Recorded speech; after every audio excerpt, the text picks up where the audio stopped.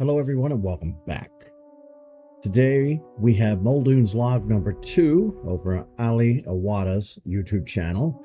I hope you guys really liked episode 1. Be sure to go over to his channel, subscribe, watch the actual video, give the content creator that created it the view, and a thumbs up if you wouldn't mind it. But for our purposes here today, we'll be watching, reacting, and be giving my commentary. So, without further ado, let's jump right in.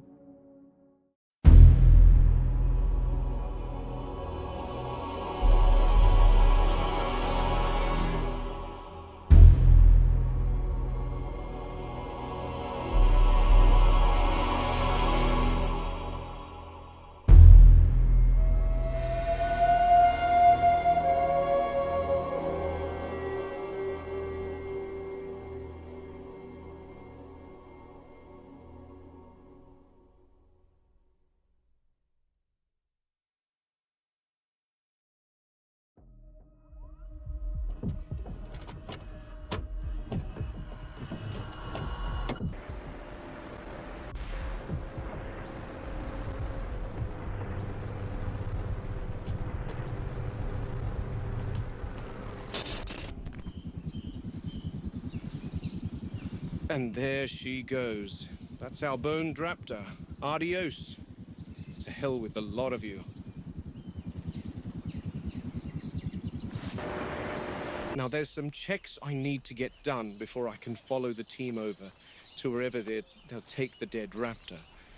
The other girls were tranked with a ketamine dart, a general fast-acting anesthetic used to immobilize wildlife, along with xylazine, a sedative, to keep the raptors asleep for when we need to work with them. Now, despite how much I wish they all perished, unfortunately, I do have to check on how they are taking to the tranquilizers, because one... I'd be so terrified that they wouldn't work. Either the tranquilizers wouldn't work altogether, or it wouldn't be enough, or it'd be too much. And if I don't, Hammond will strangle me with his bare hands, bless his soul. He's left the island for a short trip to see his daughter. And 2, side effects are common for these drugs, so it's imperative that we check on the animals after administering any medication. The last thing I want is to have to tell John that we lost 2 raptors in his absence. This is one of the big one's minions, the younger of the 2. John calls her Storm, because when she attacks the fence, she puts on an electrical display akin to lightning. I'm not expecting any adverse reactions to have occurred with her, as she's generally in good health. She's been tranked some half a dozen times before, too, so I'm not concerned. Okay. I do like the fact that these analog horror videos on YouTube, they hide a myriad of sins. You can get away with using video game footage or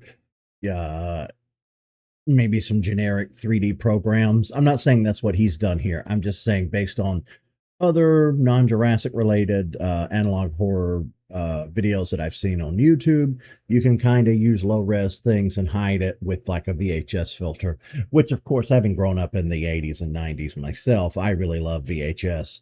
I love VHS, cassette tapes, anything on tape. I know tape is not exactly the best way to store data, but what I grew up with. It's nostalgic for me.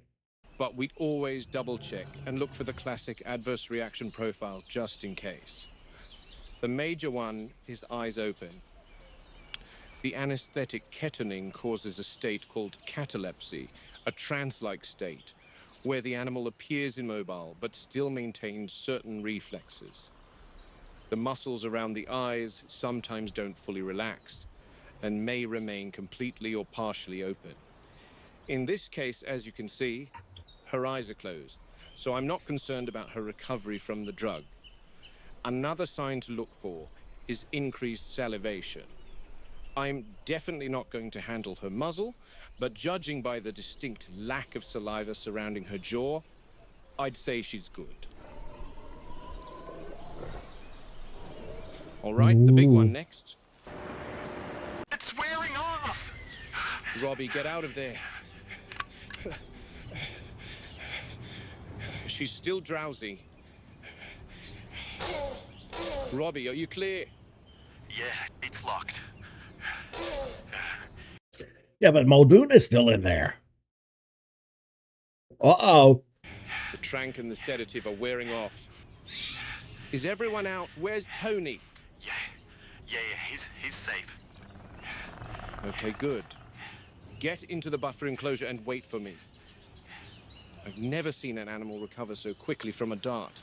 She's still probably got another hour or so of disorientation and drowsiness. But I'm going to back away and exit right now. Christ, I've shot male African elephants in Kenya who took much longer to recover from that sedative.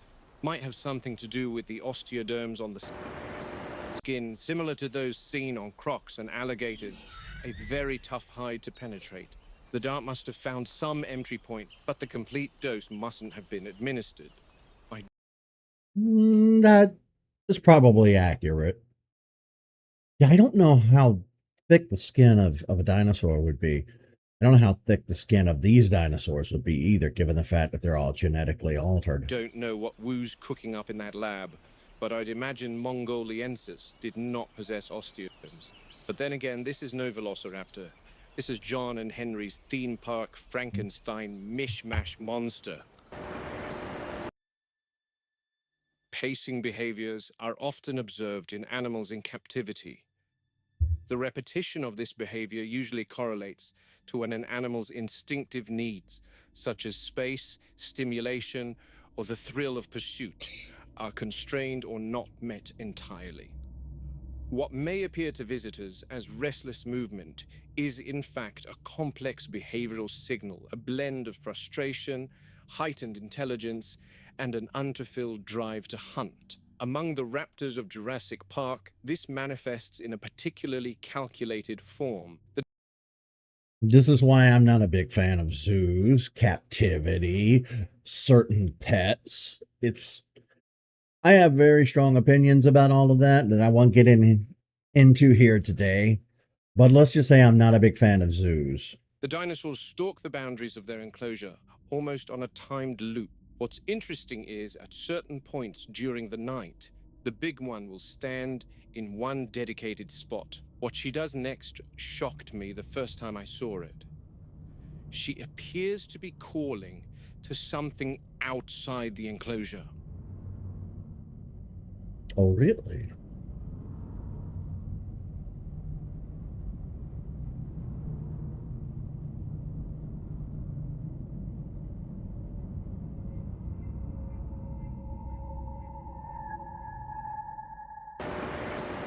And here she is in all her glory, the Velociraptor pen. Not complete, of course. The guys are due to come in a little later and do some horticulture inside. John has them brought over from mainland Costa Rica, spared no expense, of course. I wanted to document some gripes I have with this place. The pen is 70 feet long by 40 feet wide and is buried in the ground 12 feet. The girls are being transported into this enclosure a few days from now. The guys coming tonight are supposed to be planting this pen up with foliage to give the raptors privacy to mitigate stress and provide some shade from the sun. It is essentially a concrete pit in the ground with an electrified fence ceiling. Unhappy with fortified concrete, as it's almost impossible for the raptors to escape. Almost. Let's head inside so I can reveal my issues, and boy, other issues. If we come around here, this is the transport door. It allows the transportation container to attach to the pen and a smooth transition to take place, which I love. Inside, here is our new raptor enclosure. Not huge, and that's one of my concerns. We're talking about ambush pack hunters, 3 of them, constrained to living quarters not much larger than your average apartment in Leeds in the UK. Yeah, that bothered me too. Why was the raptor enclosure so incredibly tiny? Not only that, you have that giant tower there. Like, it's reminiscent of a prison yard. These are wild animals that have needs and furthermore are highly intelligent animals. And what happens to highly intelligent animals kept in cramped conditions? They display disordered behaviors. They need space to run. After all, they're not called velociraptors for no reason. These things can match cheetah speeds, 50, 60 miles an hour if they get out in the open. My other concern is why the bloody hell has John approved this containment pen to them anyway? Are raptors not on the tour anymore? Why are they being cloned if their temperament is counterproductive to the park's turnover? It doesn't make sense to me. Well, it never really made sense to me either. Anyway, my last concern is this.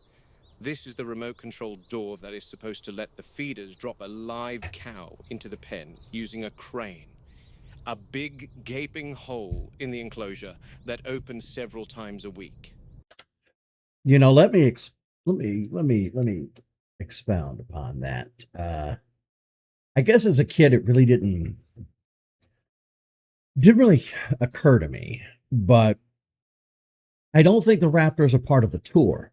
The explorers don't come by here. There's no track. There's no road. So what's the deal with this enclosure? Why are the Raptors being kept here? What were the Raptors being bred for? Were they going to be moved to another location? You know, none of that was really fully explained. Maybe it was discussed in the novel. Again, it's been so many years since I read the novel. It's something that I just recently read through The Lost World. I could really stand to go back and reread Jurassic Park and see what the differences are between the movie and the novel, because the Raptors in the movie, it doesn't make any sense.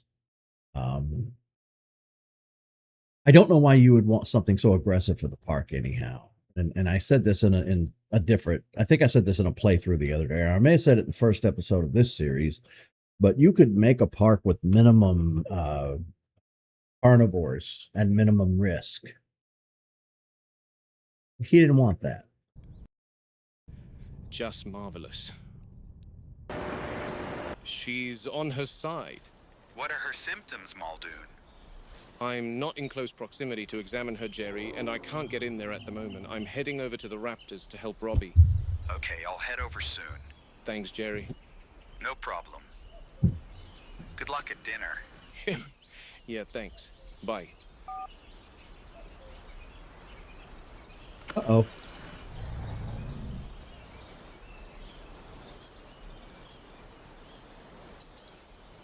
Ay, ay, ay. Robert Muldoon, Game Warden, Velociraptor Containment, Isla Nublar. It's the evening of September 9th. I'm documenting the raptor feeding protocol. It started raining, but after a long conversation with John, I have finally been granted permission to perform the procedure at night.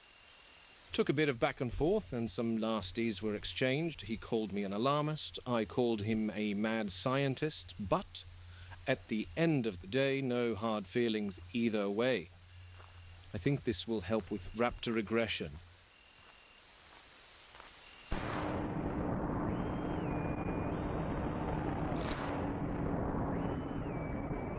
I have Robbie Hadira with me, and he's got tonight's dinner ready.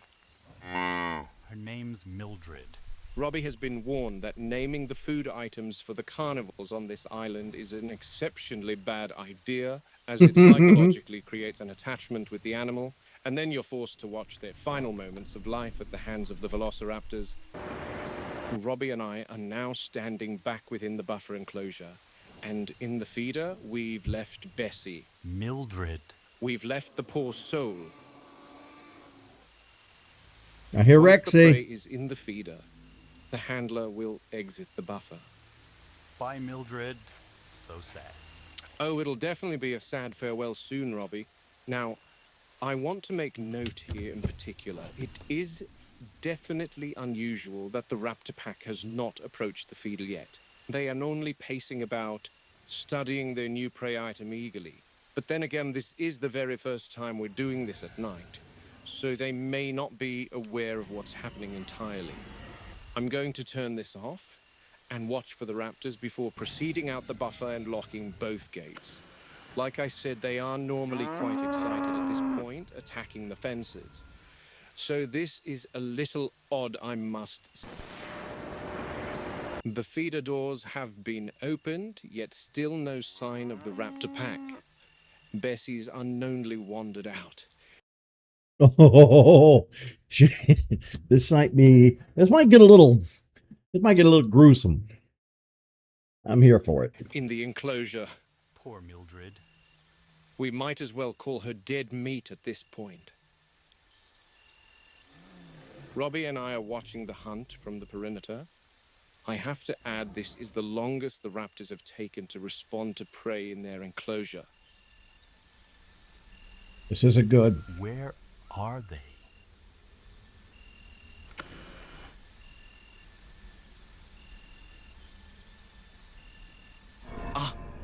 I see Storm and her sister. And there's the big one. She's going to make the first strike. What the...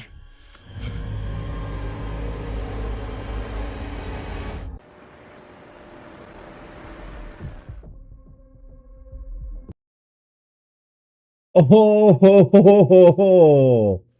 where did that raptor come from? Ooh, you're getting good.